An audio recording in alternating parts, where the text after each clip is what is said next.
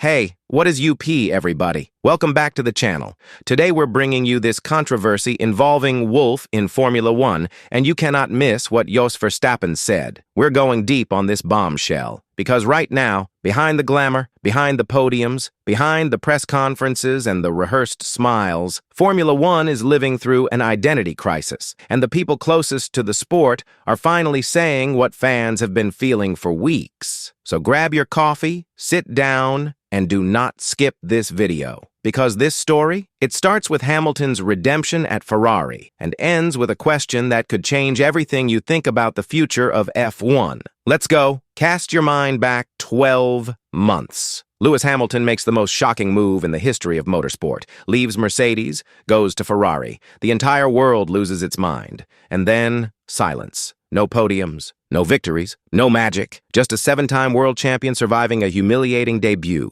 Season, looking lost in red. The criticism was brutal. He's done, too old. Ferrari made a mistake. But you know what those critics didn't see, and what Fred Vasseur saw from the very beginning. Because Vasseur, the Ferrari team principal, one of the brightest minds in the paddock, he never panicked. Not once. And now, he's talking. And what he's saying is fascinating. It's always much easier in the second year, Vasseur told the press, because you're already part of the project. And that line right there, that's not just some throwaway statement. That is the key to understanding everything that's happening at Ferrari right now. Look, when Hamilton arrived in January of 2025, the car already existed. He was adapting to their world. But midway through last season, something shifted. Lewis got into the simulator, started contributing to the 2026 car from the very beginning. He knows every engineer, every strategist, every corner of that garage. Hamilton is no longer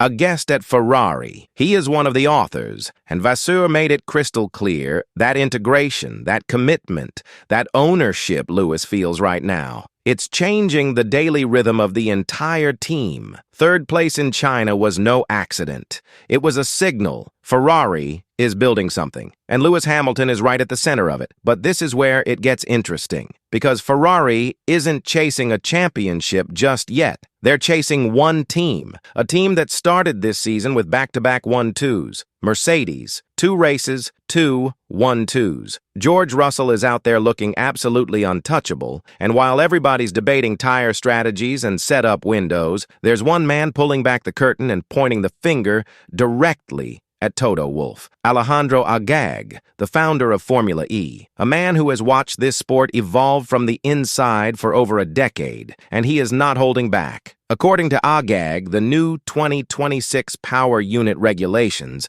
that 50-50 split between electrical and combustion energy that is reshaping the entire sport, didn't come from the FIA, didn't come from some technical committee in Geneva. It came from Mercedes. When Mercedes left Formula E, said Agag, it was because they wanted to take what existed in Formula E and bring it to Formula One. Think about that for a second. Mercedes spent 3 years in Formula E, won consecutive team and driver championships, studied the technology, mastered the electrical systems. And then, in 2022, they walked away. At the time, everybody thought it was a business decision, a budget call, a strategic retreat. But Agag says it was something else entirely. It was a transfer operation. Toto was here. He saw what existed and said, I'm going to take this to Formula One. And because it was his idea, now he has an advantage. And that advantage is clear in the gap to everyone else. Guys, if that's true, how and the results so far suggest it just might be, then we are watching one of the greatest long-game moves in the entire history of motorsport. Toto Wolff didn't just build a competitive car. He helped design the regulations that his car was built for. That is either pure genius or it's the most controversial thing happening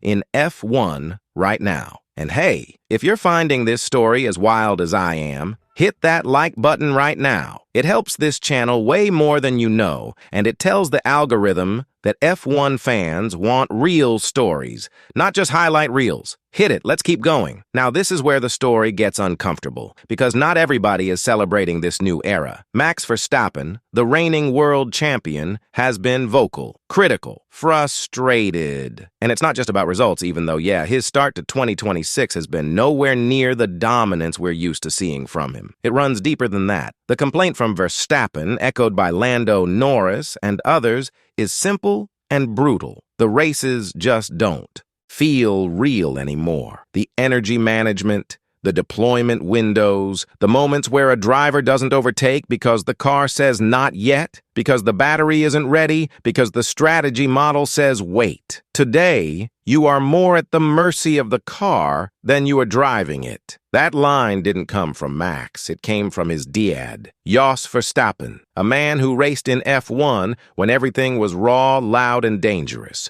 A man who watched his son become one of the greatest drivers of a generation, and who is now watching that son struggle against a set of regulations he never asked for. Jos went even further. When asked whether what we're watching can even be called racing, he paused, and that pause said everything. A gag, for his part, is straight up about what he thinks went wrong. F1, he says, is stuck in the middle of the road. Not fully combustion, not fully electric, somewhere in between, and in his view, that is the worst possible place to be. It's not one thing or the other, he said. F1 should go back to more combustion, V8 engines, more noise, and let Formula E be the fully electric championship. Look, you might agree with that, you might not.